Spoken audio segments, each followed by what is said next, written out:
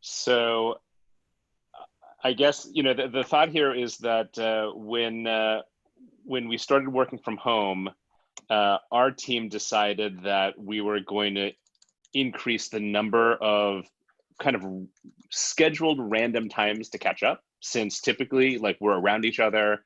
There's both like information value and just like cultural value in, kind of chit-chatting and spending time together. And, obviously we don't have that now. And so we created more of these moments. It was a lot of fun. And the thought was, how about we just do it publicly and, see if anybody cares about what we say. And at minimum, it just gives us another touch point to chat with each other. So that's why we're doing this experiment. I don't know if Nicole wants to share any ground rules. I think to contain some level of order, we're going to chat. I think we'd ask that anybody who wants to ask a question, post something in the comments, and we'll try to get to them if we can. But we have a couple of things that we'll talk about, and this will be totally casual. We put a little bit of thought into some of these, but we're not taking it too seriously. But hopefully it's interesting and it'll be fun. So quickly from NextView, who's here? I'm Rob. I'm one of the partners. And I'm Melody, Nicole. one of the partners. And Nicole. I don't have any other ground rules other than what Rob shared. I have everyone muted for now. So if you would like to ask a question or whatever, just throw it in the chat. You can either send it to any of us privately or just go ahead and publicly share it, whatever you feel comfortable with. I'm Lee. I'm one of the partners in NextView. Dorothy. Oh, I didn't know if Melody wanted to go again because I think she didn't get a proper intro. Hey, Melody, one of the partners sitting in New York right now. Hey, I'm Dorothy. I think I'm wrapping up, missing one, but I'm an associate in New York, part of the NextView team. And our other partner, Dave's doing some much higher, some other work, so he is not joining us, unfortunately. So I'm going to kick it off with a couple of recent purchases that I made. I got my Whoop band today.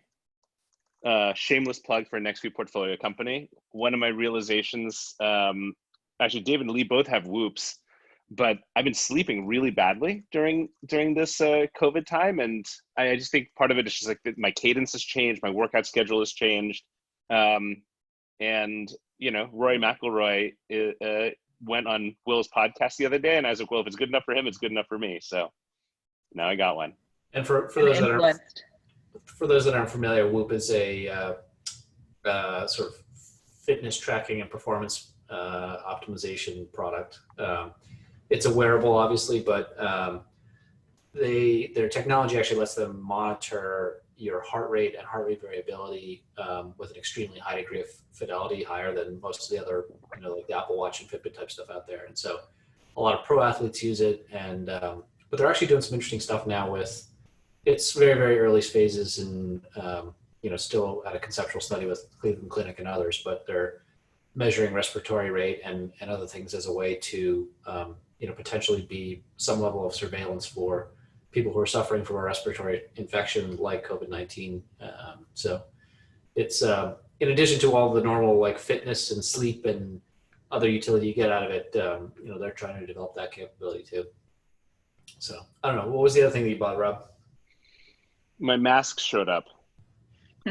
So, So you don't have to sew them at home. I don't have to sew them at home. That would be a frightening thought. Melody, you should share how you found a supplier for this, because I thought that these were not available on the internet anywhere, and out of nowhere you found this random place. So, although they're not out of stock since I bought like 500 of them, but yeah. So my sister, who lives in the Bay Area, has been harassing me with the need of wearing masks, and I was like, oh yeah, this stuff is not available. This stuff on the internet is fake and it's not available. And she sent me this link of this random restaurant supplies and bubble tea ingredient supply stores. What's it called? Lollicup. Lollicup. Lollicup. I've actually been to a Lollicup store. like actually gotten bubble tea from a place called Lovely So Cup. I don't know it's if it's a any real relation, but Yeah. it's a real thing. And she sent me this link, like Lolly Cup, and I bought some masks, and I shared the love with the rest of the NextView team. And because of Rob, now they're out of stock for like a second. Well, presumably they'll get back in stock. So I actually am curious what you guys think about, like, what do you think the prevalence is going to be of masks in the coming months? And are we still going to have a shortage? I mean, like the Patriots plane just shipped 1 million masks over from China. Well, I think like I'm actually trying to give these masks away, and it's actually not immediately obvious. Like I talked to a couple of my friends who work at different hospitals, and they seem to be okay. And maybe it's a Massachusetts thing. Like, what do you think is the mask situation? Yeah, I forward? think you have to obviously divide between, you know, sort of medical grade N95 respirators versus surgical masks versus just like plain old cloth masks, because, you know, we sort of lump masks into it. Us, like, you know, to the layman, a mask is a mask, but obviously there's like different things that are used for different purposes and stuff. So, you know, I think that the supply constraints are becoming less acute, right? I mean, there's you know, 3M and Honeywell and all the different manufacturers are spinning up more manufacturing capacity and what have you. So it seems like supplies of, you know, these kinds of things are starting to become less acute. Obviously in the hospital settings, you know, they need higher grade stuff and they need to be able to, you know, dispose of them or clean them or whatever, so that, you know, they're not constantly risking infection. So, but I think the supply is starting to change. You know, the other thing too is people are, for just kind of regular everyday people walking about, you know, you are, I'm inside at home the vast majority of the time, but in the handful of times I've had to venture out for, you know, a doctor's appointment for something and you know, grocery shopping and what have you, you know, people are using bandanas and cloth, you know, homemade masks and wrapping a scarf around their face and all that kind of stuff. So I think for the general public, some people are going to use, you know, disposable masks like that. But I think people are also going to, you know, start making their own and doing all that kind of stuff.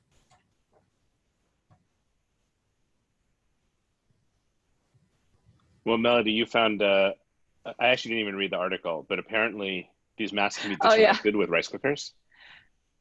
So I saw this video last night on Instagram. So Taiwan, I'm from Taiwan and my parents are still there, and so I'm fairly connected with what's going on there. And the Taiwan CDC does a daily news press conference since January about COVID-19. And apparently a couple of days ago, the head of the Taiwanese CDC demonstrated at the press conference how to disinfect your mask using a rice cooker. Supposedly the way it works is that because the temperature goes up to 150 degrees Celsius and there's no water and moisture in it, it actually degrades the mask fairly limitedly, and you can, as a result, kill most of the bacteria and viruses and germs that are in your mask. So you basically use your rice cooker, but without putting water in it. Exactly. Okay. You dry cook it. Yeah. Could you just put it in the oven then, I guess? Or is there something superior about a rice cooker? It's probably faster, and everybody has it in Taiwan. So I don't know. I would worry that the mask would catch on fire in the oven. It's true. There's some level of please don't try that at home, everyone. Please don't. Yes, this is not, we're not endorsing this. Yes, this is purely information I gather from Instagram, which apparently is where you get all your information from these days. Yeah. So we have a comment that there is, like, masks are available, but the disposal rate is lower. In other words, medical professionals are being asked to reuse masks, at least in I believe in Michigan, from this comment. So seriously, I got a lot of masks so I could give them away, and anywhere within driving distance of Boston, if somebody actually knows of a particular need for medical professionals or sort of people who are working at places that aren't shut down, let me know, and I'm happy to pass over a couple hundred. So and yeah, these are not N95 or even KN95. These are just masks. Yeah. I don't even know if they're real surgical masks, but they look like they are. why don't we shift gears maybe and talk about something that is on the mind of a lot of people in the startup and VC ecosystem, which is PPP and sort of the stimulus stuff that's happening. We're not experts on this. I think a lot of people who are startups or VCs or angel investors are wrangling with, the suitability of VC-backed tech startups that might be applying for PPP stimulus loans. So there's lots of law firms and other folks who are providing more detailed guidance around. So, we're not the ones to provide guidance around, but just I'm curious, Rob and Melody and Dorothy, as you've been talking with portfolio companies, I'm curious what you've been hearing from just anecdotally about how the process has worked, how it hasn't worked, how they've thought about it for those that are choosing to apply, for those that are not applying, how they've thought about it. Curious what you guys have heard. Without, you don't have to name names of companies or whatever, but just, anecdotes that are worth sharing. Yeah. So one of the companies that I'm point on, there are two reasons why they have applied. One is they actually have an existing SBA loan, so they're very familiar with the process. And they, presumably the affiliation rule was checked when they first applied for the SBA loan. So if you go through the exact same process and through your same bank, and if the situation of the kind of the government structure has not changed, and obviously the employee count, the affiliation qualifications should stay. So that's really one of them. The other is, unfortunately, this company is in the space that has been directly impacted by the fact that people are staying home and socializing less. So, this company has no survival risk per se, but they are seeing, a significant drop, and I'll say very sharp drop of their revenue. So those two reasons combined is still a C-stage company that they've gone ahead and applied. I think we don't know whether they've gotten it yet, but they have, through the existing SBA loan, have a relationship with a small community bank. It's not one of the larger banks. So I actually think that potentially is an advantage for them. But I think that's the only company that I'm pointing on that has actively applied for a PPP. Yeah. There's a couple that I'm working with that either have applied or are in the process of applying. I would say, kind of at a first line, a lot of founders are trying to wrangle with, okay, is my business a fit to apply for this program? And we're all kind of finding our way in the dark here, and this is all new to everybody. So, I think I've taken a position which has not been absolute in terms of no, you absolutely shouldn't apply, or no, you absolutely should apply. It really is kind of situation by situation. There are a lot of companies who are going to face some challenges here in 2020 because of the macroeconomic recession, but haven't necessarily been directly impacted by social distancing restrictions and lockdowns and what have you. And if they've got adequate capital, it's harder for them to argue that it's an absolute need for them to apply, or that they've been directly impacted. There are some companies that have been directly impacted. Even if you're not in the restaurant business or you're not in the airline business, there's lots of software and technology companies and marketplaces and other kinds of things that touch parts of the world that involve human interactions, and have seen their business impacted pretty materially. So there are some companies that are thinking about applying or are going forward with the application process. There's one company I worked with that ran into a little bit of a bump in the road, in that they, like a large number of startups, work with SVB, but SVB actually put some money into one of their prior rounds of funding. So SVB is technically an investor in the company, albeit a relatively small one. And so they had basically a conflict of interest there for SVB to extend them an SBA loan. So they've had to figure out, they do all their banking with SVB, and now they have to figure out, is there some other bank out there that will, who they don't have a prior relationship with, who will process their application and, sort of help them along the way. So they've been trying to wrangle with that. I'm curious, Rob or anybody else, in terms of like other things that you've seen with companies dealing with PvP, or issues that have come up or things that they've had to think through. I mean, I think one of the biggest challenges is just that there's a lot of gray area, right? And I think we just got kind of Zoom bombed.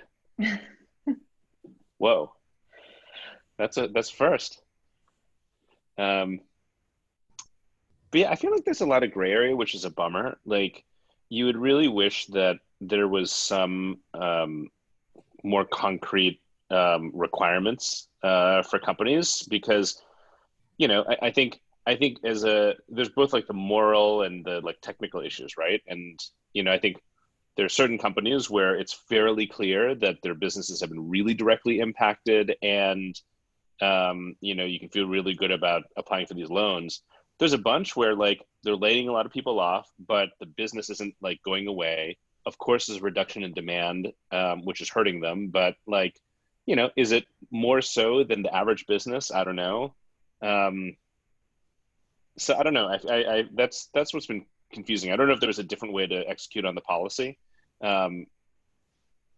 It also makes me wonder if like, I don't know. I think it's an interesting time where you think about the benefits of a UBI like policy, where you just like, give money to people in a non-organized way, but make it such that you don't create like a huge overhead of administration, and there's a lot of cost to a policy that's pretty unclear like this. So I don't know. That's probably talking out of school, but that's what I've been thinking about, right? Like, what are the costs of a policy that's pretty subjective, that's really unclear, everyone's scrambling to try to take advantage of it or not, and there's definitely economic cost to that. Yeah. We will all look back in many years and reflect on what economic policies were impactful and which ones were not, and which ones were well administered and which ones were not just in this country, but all across the globe from COVID-19. So maybe another thing to talk about is fundraising. I think that's top of mind for a lot of founders these days, either founders who are fundraising or who will need to fundraise at some point in the future. I have a point of view that the seasons of fundraising for the next couple of years are going to change pretty dramatically, or at least until we have kind of widespread vaccination against COVID. Historically, there were sort of seasons of fundraising. It was fundraise after the new year, or fundraise after Labor Day, with a thought that, the summer months, July, August, there's a lot of vacations. It's easy to get disrupted in the process. And now I have the point of view that if you're going to fundraise, the best time to fundraise is probably in the middle of the summer, because for 2020, you're talking about, yeah. For 2020, and who knows what 2021 is going to look like. Yeah, but at least for this year, yeah. Well, I think most likely for next year as well, because I think if you're going to try to fundraise in January, February next year, a couple of things are going to happen. One, there's pent-up supply. A bunch of companies that were going to raise this year have put off fundraising until next year, and so you're going to compete against a large number of companies.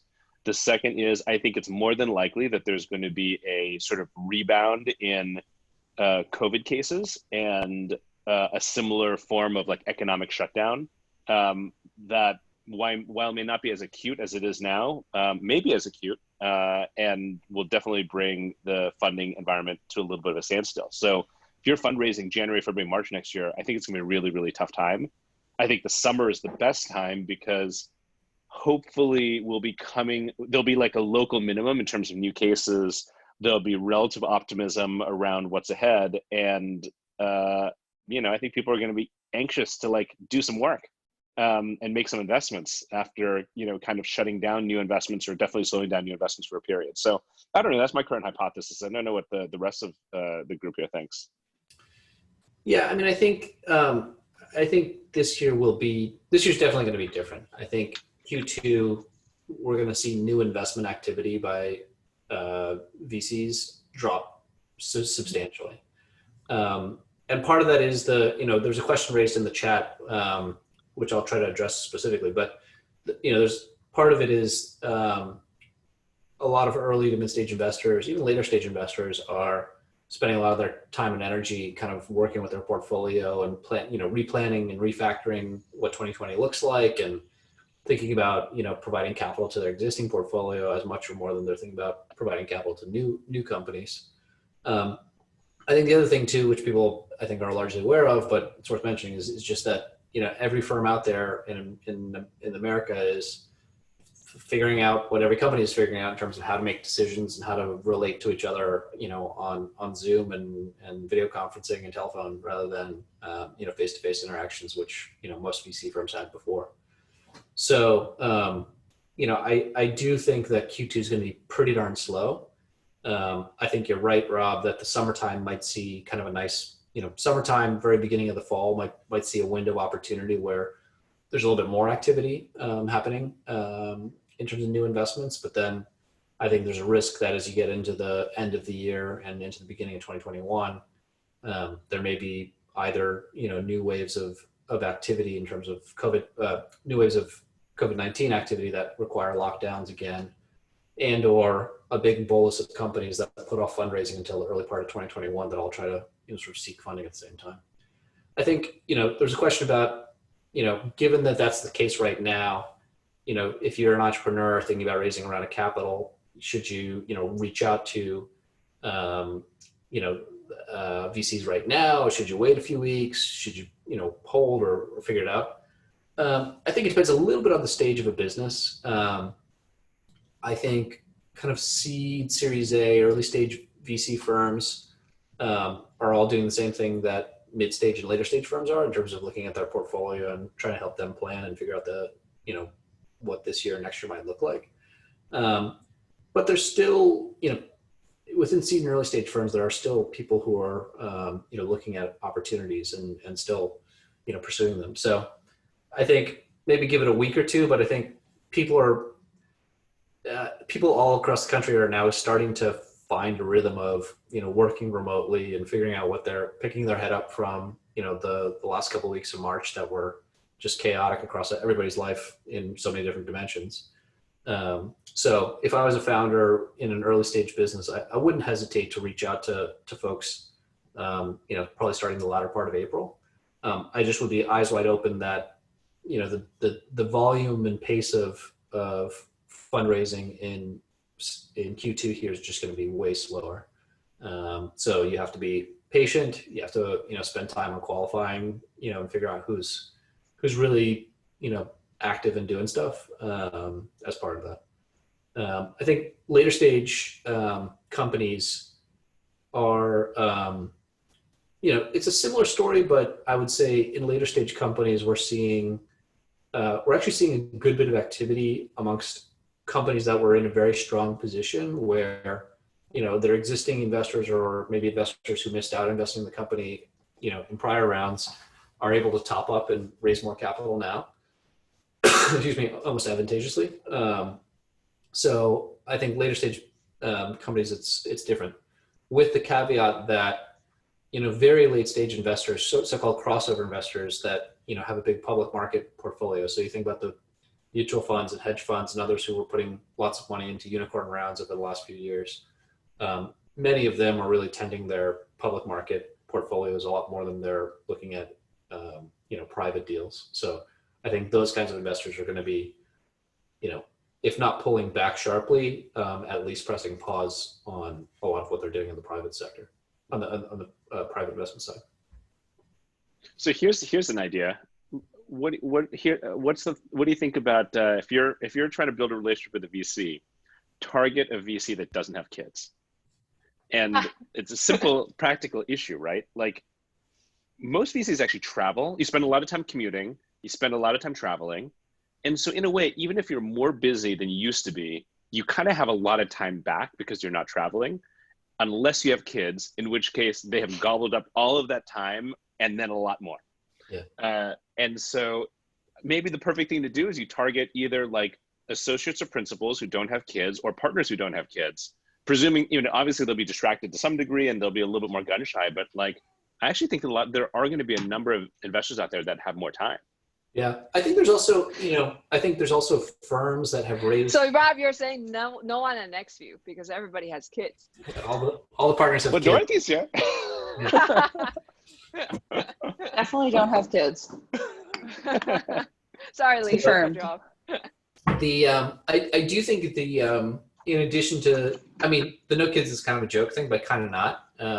I do think that there are firms who have raised funds, relatively new funds recently, where they have capital. It's not this whole notion of it's money burning a hole in your pocket. You've got to deploy capital, like you have to push it out the door. Is really not the case. I think thoughtful VCs are taking a look at the environment, trying to figure out where they want to invest. But firms that have raised a new fund in the last 6-12 months, they do have capital to invest, and so I think they will be active this year, even if they're slower than in a traditional year. I also think that if you actually look at the individual partner level, partners who who have a big existing board load where they're on 12 boards and whatever, that person probably has he or she has a lot on their plate right now. But other people who either maybe they're newer to a firm or newer to the industry, or even if they've been in the industry for a long time, if they a lot of their portfolios has exited or what have you, and they have a less full plate, so to speak, of existing portfolio companies, may be more active in terms of doing new investments. Because just in this week, I've touched base with a couple of folks who are in early stage VC firms, and in both cases, there were groups that have raised a new fund in the last less than 12 months, and they're kind of actively looking now. So. I think one thing that's the last point on the fundraising stuff. I do think one thing that's going to be challenging for founders to figure out is before this, you can kind of assume that most firms operate similarly. Like here's typically a process: you take a first meeting, you take a second meeting, and then some form of diligence, and there's a partner meeting, and it usually kind of goes over in a couple of weeks time frame. Now I think it's going to be tricky because I really think that firms out there are going to do very different things. Like C firm A is probably going to operate very differently than C firm B, even though theoretically you both bucket them pre-COVID is like behaving pretty similarly. And I things from like, would you make an investment without meeting in person to how bandwidth constrained or not are you in terms of working with the existing portfolio companies. So I just think it's going to be really tricky for founders in the next couple of months. There is no pattern, so to speak, and it really is up to individual firms to potentially do very different things. I just think it's going to be a tricky process to manage. What I think would be really interesting to see is if any firms implement a structured way to get to know founders differently because they don't have the ability to do it in person. And so the example would be like, I've always wanted to do a structured interview or like a personality test with founders. And like, that is like so socially awkward and so not the norm that it would like be kind of ridiculous. And I'd get killed on Twitter most likely, but I think now would be an interesting time to do it, right? Because if the alternative is either not get a round done, or more likely like have a bunch of like random additional Zoom meetings that go nowhere, versus like, look, we're going to have the same number of meetings, but one of those meetings is going to be this like structured personality test or structured interview. Like, I actually think that could be really interesting. And I think there'd be more willingness to like accept it. And I bet you make better decisions. Yeah. I mean, I think who knows how VCs will react and how founders will be receptive to it. But I do think that we all have to think about like different ways to get to know people, because it's a two-way street for both founders and for investors. You're thinking about a long-term, committed relationship as capital partners and advisors to a company, and from the founder's perspective as, someone who's going to be, hopefully in the trenches with me, through thick and thin. So I do think we're, I don't know whether people are going to take personality tests or submit to longer interviews and stuff, but I do think we have to all think creatively about how to get to know, each other in a world where we can't spend time face to face. So before I move on from fundraising, there are a couple fundraising related questions that maybe we can hit relatively quickly. So how should founders be thinking about amount to raise? I typically, the typical advice is like 18 months. I think in this market, it behooves you to be able to raise enough for 2 years.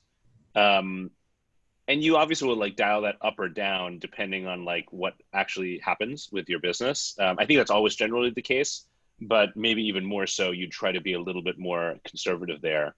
On the flip side, there's a similar or related question, which is about like valuations. Valuations are going to get lower. I think investors are going to be way more price sensitive because they know that like downstream investors from them are going to be more price sensitive, and that'll flow through the market. So, it's going to be a little rough because it means, what I just said was you may want to raise so that you have more runway, which means, presumably a larger round, but the price is going to be lower. And so that's going to be more dilutive as well. So, I think as we talked, I had a blog post recently that mentioned, or a tweet storm where I mentioned, like, I think the only antidote is building your company in as capital efficient a way as possible. Because I don't think there's going to be a great way around the fact that even if there's a lot of capital in the market, it's going to be a lot harder to get into, the bank accounts of startups over the next couple of years. Yeah, I do think, valuations are going to just come down. It's well, at one level, the startup ecosystem is not directly coupled to the public markets, and the public equity markets have rebounded, here in April from where they were in the lows in March, but I think over the course of this year, we could have very choppy public equity markets as the full-blown economic impact of this starts to become clearer. And so I think, valuations are going to reset, and they are going to come down, from early stage to later stage. I do think that strong companies are still going to be able to raise capital. Strong companies and strong founders are going to have access to capital. But the pricing, if our pricing and availability of capital expectations are anchored on what the world looked like in 2017, 18, 19, it's going to just be, the amount of capital that's available is going to be less because, there won't necessarily be as much capital flowing into the VC ecosystem in the next few years. The amount of capital that's going to new investments versus existing portfolio might change that ratio too. So capital availability is going to get tighter, and valuations will come down in conjunction with that. And I'm not predicting like the VC startup ecosystem is going to fall off the cliff. But by the same token, we've been in an extraordinarily bullish period with abundant capital at very, very favorable valuations for the last few years. And so anything which is a contraction of that, anything which is smaller than that or less than that or lower than that is going to feel like a contraction for everybody in the ecosystem. Beyond valuation, I wonder to what extent things like participating preferred and more than 1x liquidation preference is going to come back. Probably not at the C stage, but potentially later rounds. I mean, because that was the norm back in 2009, 10, 11. And now it's not the norm at all. And everything's pari passu. There's probably going to be some of that to a certain extent. Yeah, I think even before you get to like multiple liquidation preferences or participating preferences or, structured returns, which you're going to see some of that. The first thing you'll see will be, the most recent money in is senior to earlier. Yeah. Which again, in the recent environment, you've had seed rounds and Series F rounds be pari passu and sort of so I think that'll start to change a little bit too. Yeah. There's one other question. We can maybe touch on one other question pertaining to fundraising, and then maybe change gears to another topic. The one other question I think that we didn't touch on was around metrics for raising, and what are the sort of metrics that startups should point at to raise a new round of capital. It's not clear that has changed dramatically. So it's more that, so first of all, I don't think the often quoted metrics out there of like, if you're a recurring revenue SaaS business, 1 million in ARR is an interesting threshold, and then so on and so forth. the reality is, even before COVID-19, there was a pretty wide dispersion on companies that were successful in raising capital, what metrics they had hit. And part of that's dependent on what's the nature of the founding team, and part of that's dependent also on what's the nature of the industry and addressable market. Part of that's also, it's not just, people often focus on, well, if I hit X million users or Y million recurring revenue or Z metric, I've kind of crossed a chasm. But really, investors also, spend as much time or more time looking at the trend or the momentum as they do the kind of absolute number, right? So, going from 0 to 3 million in ARR in 12 months time or less is more impressive than going from 0 to 3 million in ARR in 5 years, right? So, I don't think that whatever your mindset might have been around metrics of, okay, well, I'm trying to prove X, Y, or Z with, the capital that I have to reach a new sort of value accretive milestone and raise a new round of capital. Those I don't think have fundamentally changed. However, I would say that in a world where, at least in the next couple months, my hunch is that there will be a substantial decrease in new investment activity in terms of new deals that are being done. The bar is just higher for everybody, right? And so it's just harder to stand out in a world where, instead of 500 Series A deals getting done in a quarter, you might have 100 or 200 or whatever the number might be. It's just harder to stand out. So I think that's an issue. I'm the one I think at NextView who most believes this, and not everyone agrees, but I still continue to think that growth solves all problems for fundraising. And I think it's actually kind of interesting to think about whether that applies in a weaker market. I actually think it applies even more. Like YC started in a much less frothy market. I think that your ability to manufacture growth because you have like a huge balance sheet and can spend irresponsibly is becoming a lot harder. And so I think that there is a temptation in these kinds of markets to be like, okay, growth is less important. Let's show that, we're being really thoughtful and logical about how we're building the business, that we've identified the right customers, that our margins are really good. And, VC is like us, we're just single-celled organisms. There's just one thing that matters, and is it growing? And am I afraid that somebody else is going to invest in this thing? So that's my, I don't know, that's contrarian, but that's my, that tends to be my point of view. It's more true than not true. Yeah. Well, put it that way, right? If you have a really good growth, if you have a really good momentum chart, you can at least get a second meeting. Yeah. And then then it's about retention, the qualities of the metrics and team and da. But you need to have something to hook people to try to spend time on the company. Yes. I think if you look at our portfolio, it's actually one of two. It's either a lot of growth or almost zero growth and just like a super interesting, compelling story. The middle actually, for some reason, is just, there are much fewer examples of that. Mm-hmm. I mean, of course, there's some companies that are growing really fast and like the fundamentals are really, really good. But, for the most part, if something's growing really fast, there's a lot of things that are breaking, like the train is barely staying on the rails. And so it looks like a mess. But I think those tend to happen. And again, the venture capital market is definitely like an imperfect measure of like what a good company is. But mm-hmm. I think that it's one of those two scenarios tends to get rewarded more in general, which I think is kind of interesting.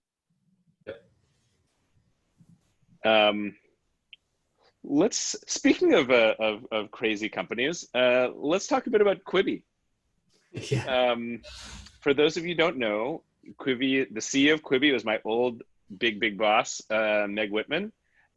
She started the company with Jeff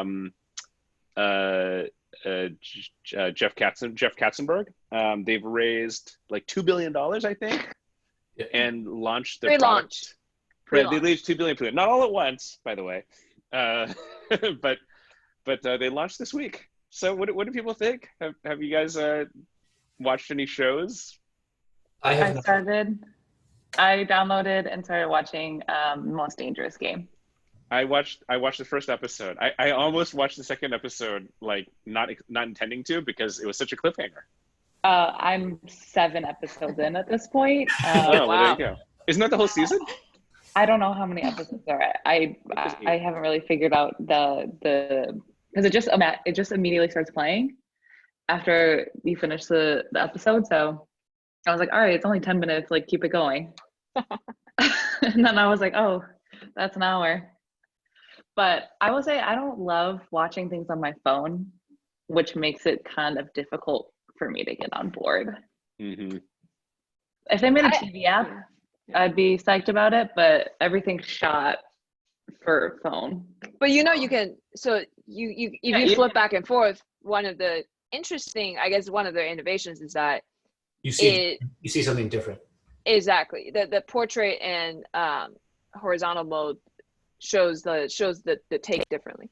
But which kind of is their hypothesis, right? Is that like this is a different use case than all your other appointment viewing, sit on the couch, lean back. This is like, hey, I'm like on my lunch break or I'm waiting in line to get groceries. So let me like pop it open and watch a 10-minute episode, supposedly. So I kind of buy that. And it is very, so I just started using it today. So I have something to say, but I watched the 3 episodes of this documentary around LeBron James school. The I Promise school. Yeah, it was pretty good. And again, it was like a 10-minute thing. So I was like, oh yeah, I got 30 minutes before my next call. So let me watch like a few during my lunch break. Now That's I what agree with VCs do. you, We just watch shows in between meetings. Rob, lunch break, gotta eat lunch. No, Diligence. but I think that I am probably bearish. I mean, they should have a high quality app given $2 billion raise. But I think it's tough to get people to pay for something that, for bite-sized entertainment, people have a lot of other options, right? You can go on Instagram and flip through a bunch of stories. You can go watch something random on YouTube. It seems to be an odd gap that they're trying to fill. Yeah, I think also it's interesting that they launch with a free 3-month. Yeah. The which I totally get. I like. You say you think it's odd or it's interesting? I think it's. Sorry, I missed it. I'm mildly skeptical of that as a launch strategy. Or it's logical as a launch strategy, right? Given the environment that we're in, people have more time on their hands and are working from home. Many people, not all people, but many people are. And they're launching an environment where, like, there's half a dozen streaming services that people are starting to pay attention to, in addition to the Netflix and stuff that's been around for a long time. So they probably had to launch as a free 3-month trial, but in a way that also, it gives you some false signals in terms of how many people are actually going to pay and retain in the longer term, unless you think that you can turn it into an ad-supported, business model, media model. So it'll be interesting.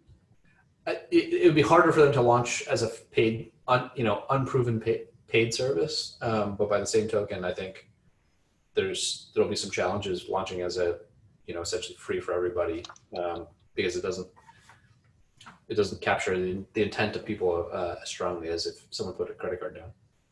What do you think is a reasonable, successful number of paid subscribers after a year for that company? 10 million? What's the price point? $4.99 with ads, $7.99 without. Yeah. Yeah.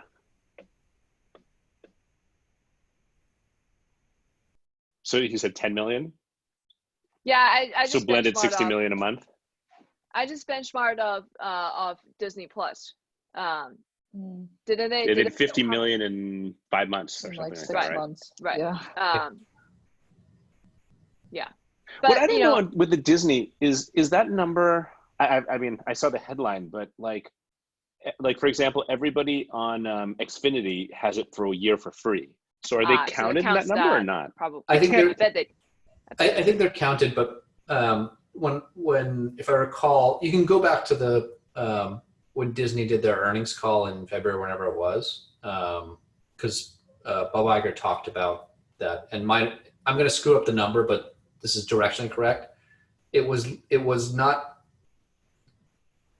I want to say it was like 20% of the subs were through a partner program like Verizon or Xfinity or whatever. It wasn't like 90% of the subs were through that. And it's also not, I don't know enough about those commercial deals. Like it's possible that they're,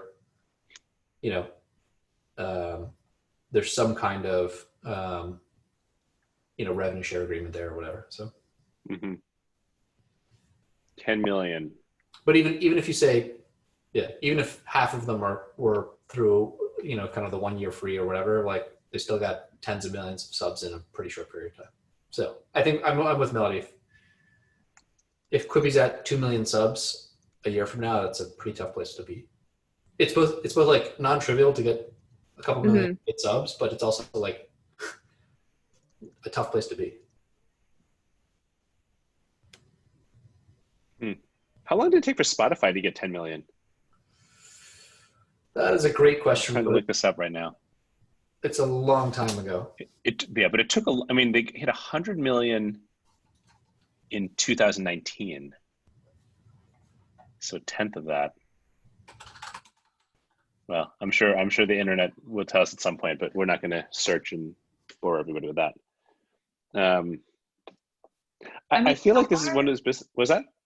I was just going to comment that, like, since I've watched a handful of episodes at this point, like, there's no real push to pay for the the premium tier with no ads, because the ads are only 10 seconds before and it's only a 10-minute video. So it's not like on YouTube where they splice them in the middle for longer videos. So I'm like, well, if I'm going to continue to pay for this, I'm definitely not paying. Whereas I pay the premium price for Hulu because I don't want to watch commercials when I'm watching a regular TV show. So I actually have the Spotify numbers from something separate, not from the internet. And so they launched. So 2008 is basically when they launched. 2009 they had 300,000. 2010 they had 700,000. They hit 3 million in 2011. So they hit a million subs a little over 2 years after launch.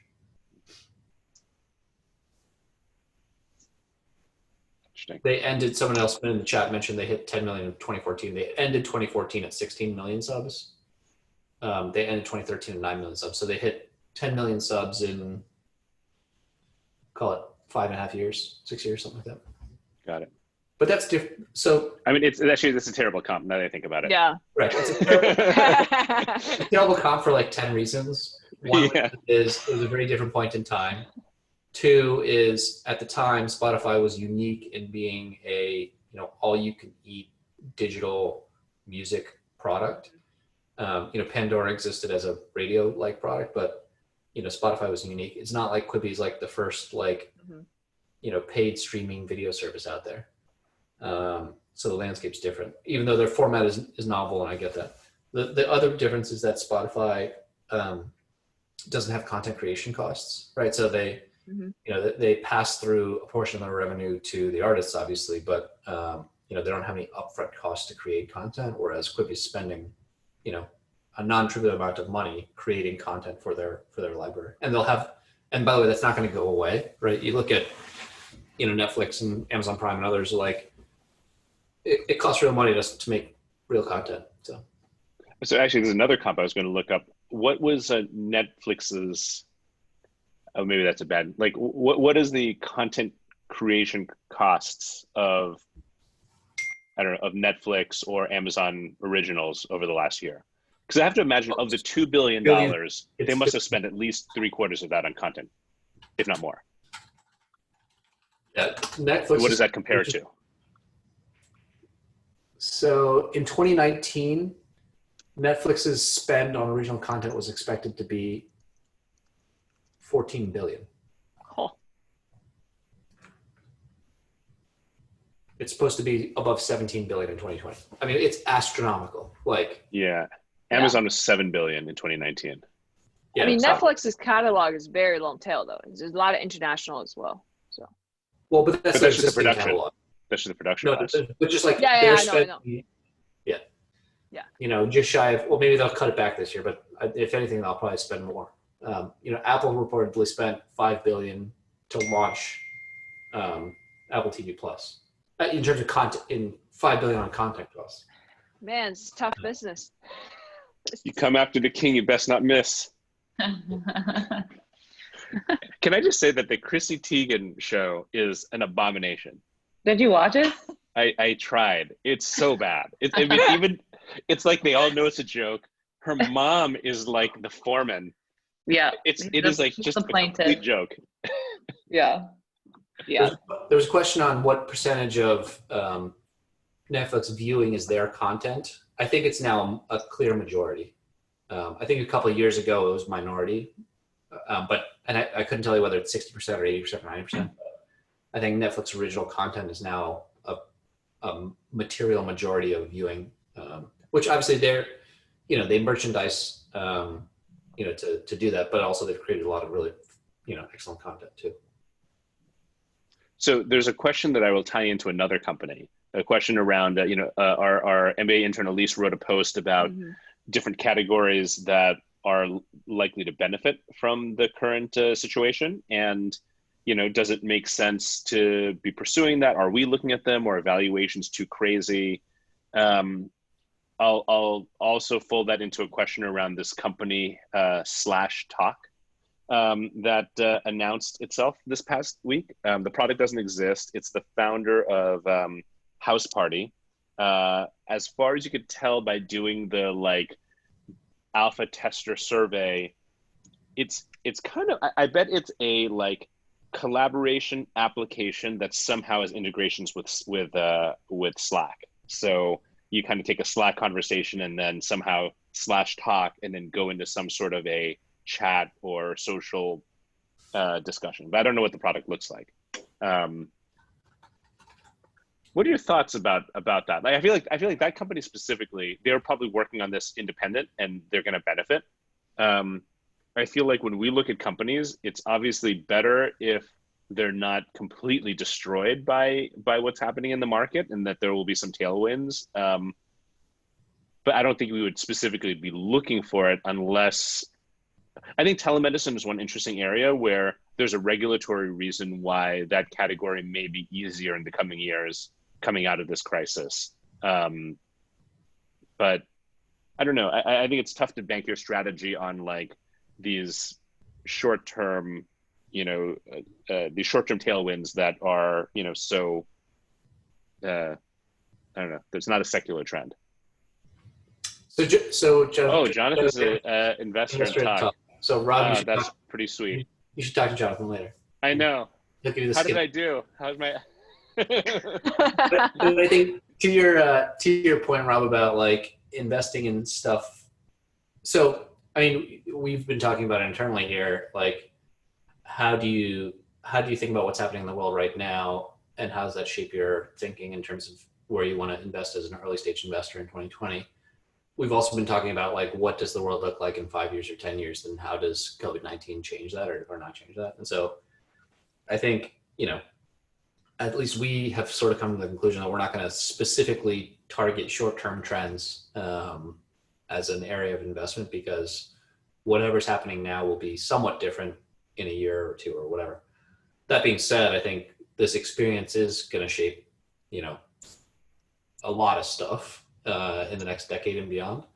And so we have been trying to think about, okay, investment themes that we already had, how are those made more robust or less robust by the current environment, and what might change, and how might consumer or business sentiment change in the long run, right? If the obvious stuff is the remote work, distributed work, we've all had this forced experiment of that being a thing and feasible, at least in the kind of knowledge worker, economy. So, that's probably going to, at some point, hopefully we'll all go back to offices and what have you. And Jonathan, I'll be back at Founders Den when I can come back to San Francisco. But I think,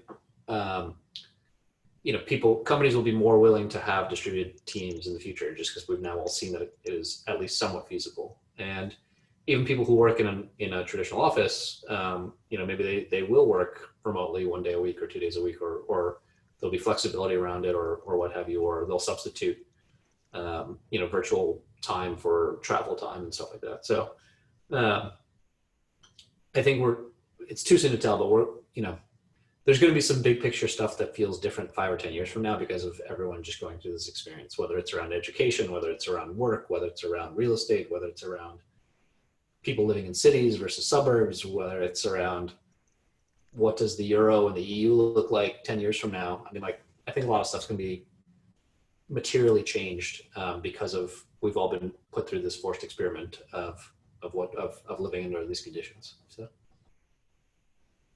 So in the interesting time, I think we'll wrap up in a couple minutes. There was one last question I think, it'd be interesting to touch on from, it was posted publicly, how do VCs value ethical and human-centered values-oriented tech startups and vision, and how does changing the world for the better motivate VCs today? What are your thoughts about matching human-centered missions and business metrics? It could be slower, but hit very large success in 10 plus years.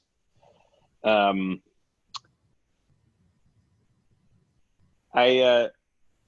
I had an interesting, I always, when I get a question like this, I actually always share this anecdote, which is that when I was at Spark, they had made the investor in Twitter.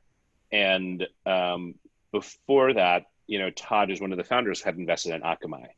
And I remember him relaying a story to me where he was talking about the Akamai investment. And he was like, Akamai made the internet fast.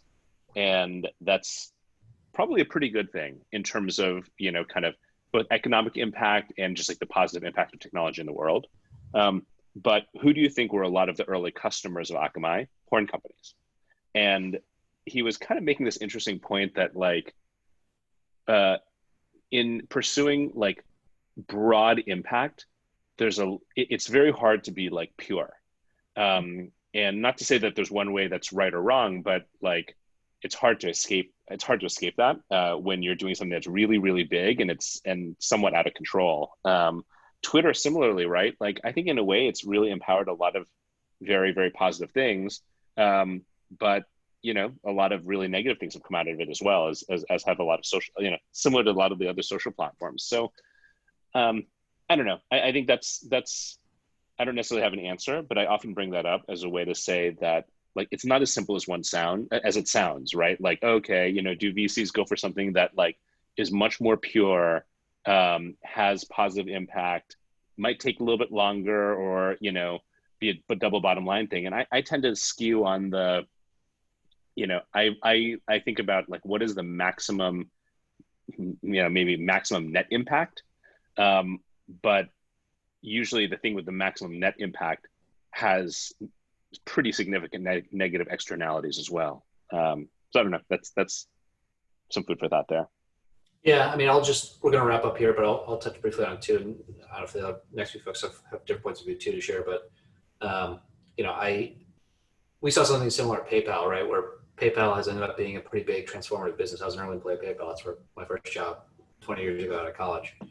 And, but by the same token, early in our growth, at one point in time, something like 10% of our profits came from processing payments for, online gambling sites who were using PayPal. And eventually we got out of that business and stopped doing it. But, certainly when you create a disruptive technology, it can get used in lots of different ways, and you can have big positive impact in the world and have it be core to your mission, but it can also, meander and get used in lots of other ways. The other thing I would say is that I don't know that VCs are going to wholesale reevaluate sort of the kinds of things that they invest in and say, okay, well, I'm going to balance mission and values versus, other parts of my kind of investment perspective in a different way. But I do think that, here's the optimistic or positive side. The two things, this is the way I see the world. The two things don't have to be, sort of orthogonal, right? It's not that, okay, I can invest in a business which has great financial investment ROI, but, has negative externalities or, no real human-centered vision, or vice versa, something that has a human-centered vision. We're investors, not to plug a portfolio company, but, one of the investments that I've been on the board of, and, we as a team made, is this company Grove Collaborative, which is a commerce company and brand in the CPG space. They are changing the way that people consume household cleaning products and personal care products with a focus on natural ingredients and sustainability. And so you can be an investor in that company and feel good about the impact that they're having in categories of everyday living and consumption, but trying to make them more sustainable, make them more natural. But we didn't make that investment just to save the trees or hug the pandas. We made that investment because we thought, this is a good founder and a good company. And by the way, consumers value natural products and sustainability in their purchases in a way that they didn't used to 10 or 20 years ago. And so, you can have a vision or an impact part of your investment, but it can actually go hand in hand and be intertwined with commercial success, because consumer sentiment or business sentiment or other factors going on in the world make that a reality. So Cool. Well, one quick thing to add. Oh, yeah. I would say companies that have missions like that tend to do a pretty good job recruiting and benefit from that from the recruiting perspective, which I actually think is very, very impactful at an earliest stage, because talent acquisition at the seed and Series A is especially tough when you don't have the brand. But that's something that's a positive to those types of companies. I think we're going to have to wrap for today, but thanks for everybody who joined us here, and thanks for people who asked questions and commented and stuff. Hopefully you enjoyed this. Again, as Rob and teed it up at the beginning, this was a unscripted, free-flowing. We touched a little bit on entertainment. We touched a little bit on the startup ecosystem. We touched a little bit on other parts of what's going on right now. But hopefully you guys got something out of this, or at least enjoyed spending a little bit of time with the NextView team here. We would genuinely welcome feedback here. So please feel free to email back at NextView, or email Nicole at nextviewventures.com, and or any of us if you know us. And if there's interest in doing this kind of thing again, we'll do more of them. So, but again, thanks for everybody for participating, and have a great weekend, and stay healthy and stay safe, and keep your spirits up. We're all in this together. So thanks, guys. Thank you, everyone. Thank you.